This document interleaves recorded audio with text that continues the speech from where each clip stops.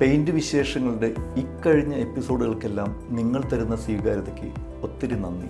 ഈ സീരീസ് തുടങ്ങിയതിന് ശേഷം ഒത്തിരി ഫോൺ കോളുകളും കമൻറ്റുകളുമായി ഒരുപാട് സംശയങ്ങൾ എന്നോട് ചോദിക്കുന്നുണ്ട്. അതിൽ പ്രധാനമായും ചോദിച്ചൊരു സംശയമാണ് പോയ്സൺ ഫ്രീ പെയിൻറ് എന്താണ് പോയ്സൺ ഫ്രീ പെയിൻറ്?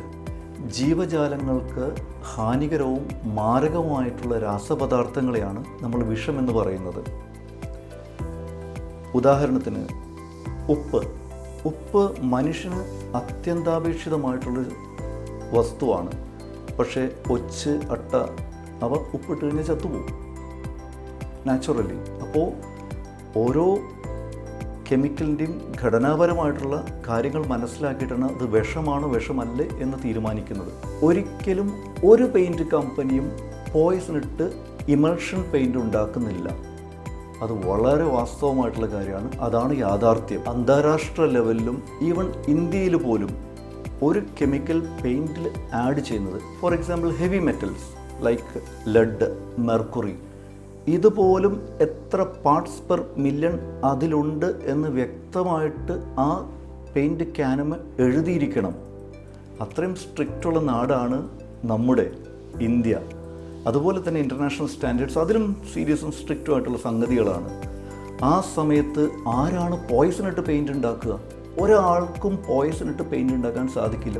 ഒരു പെയിൻറ് കമ്പനിയും, ഞാൻ വിശ്വസിക്കുന്നില്ല കേരളത്തിൽ മാത്രമല്ല ഇന്ത്യയിലെ ലോകത്തെങ്ങും ഡെക്കറേറ്റീവ് ഇമൾഷൻ പെയിൻറ്റിൽ പോയ്സൺ ഇട്ട് പെയിൻറ് ഉണ്ടാക്കുമെന്ന് ഞാൻ വിശ്വസിക്കുന്നില്ല. അത് സാധിക്കുകയില്ല.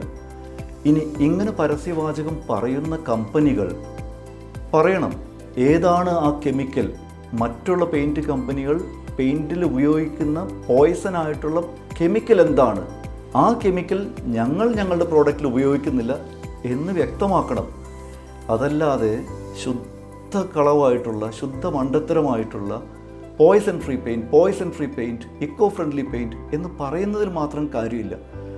വസ്തുനിഷ്ഠമായിട്ട് വ്യക്തതയോട് കൂടിയിട്ട് മറ്റുള്ള പെയിൻറ്റ് കമ്പനികൾ ഇന്ന വിഷം ഉപയോഗിക്കുന്നു പെയിൻറ്റിൽ, ഈ വിഷം ഞങ്ങൾ ഉപയോഗിക്കുന്നില്ല എന്ന് തന്നെ വ്യക്തമാക്കണം എന്നാണ് എൻ്റെ അഭിപ്രായം.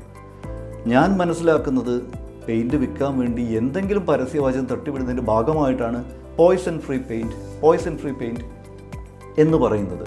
അതല്ലാതെ ഇതിൽ വസ്തുനിഷ്ഠമായിട്ടുള്ള ഒരു സംഗതികളുമില്ല.